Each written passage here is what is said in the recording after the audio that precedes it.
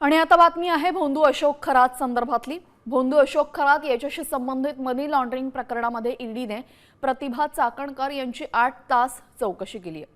नाशिकच्या समता पतसंस्थेमध्ये त्यांच्या आणि मुलाच्या नावावर संशयास्पद खाती असून त्यामध्ये 40 लाखांहून अधिक व्यवहार झाल्याचा आरोप आहे। या खात्यांमध्ये खरातला नॉमिनी दाखवण्यात आलं असून प्रतिभा चाकणकर यांनी हे आरोप फेटाळत लावलेले आहेत। दरम्यान या संदर्भात ईडीकडनं चौकशी सुरू असून प्रतिभा चाकणकरांचा मुलगाही ईडीच्या रडारवर आहे।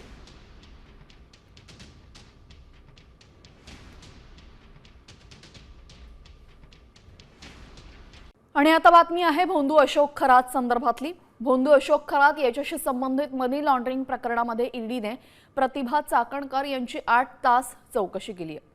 नाशिकच्या समता पतसंस्थेमध्ये त्यांच्या आणि मुलाच्या नावावर संशयास्पद खाती असून त्यामध्ये 40 लाखांहून अधिक व्यवहार झाल्याचा आरोप आहे। या खात्यांमध्ये खरातला नॉमिनी दाखवण्यात आलं असून प्रतिभा चाकणकर यांनी हे आरोप फेटाळत लावलेले आहेत। दरम्यान या संदर्भात ईडीकडनं चौकशी सुरू असून प्रतिभा चाकणकरांचा मुलगाही ईडीच्या रडारवर आहे।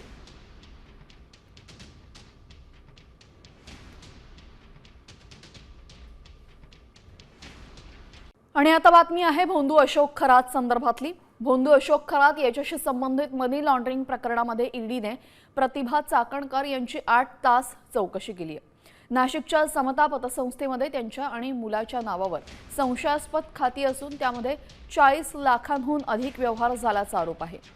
या खात्यांमध्ये खरातला नॉमिनी दाखवण्यात आलं असून प्रतिभा चाकणकर यांनी हे आरोप फेटाळत लावलेले आहेत। दरम्यान या संदर्भात ईडीकडनं चौकशी सुरू असून प्रतिभा चाकणकरांचा मुलगाही ईडीच्या रडारवर आहे।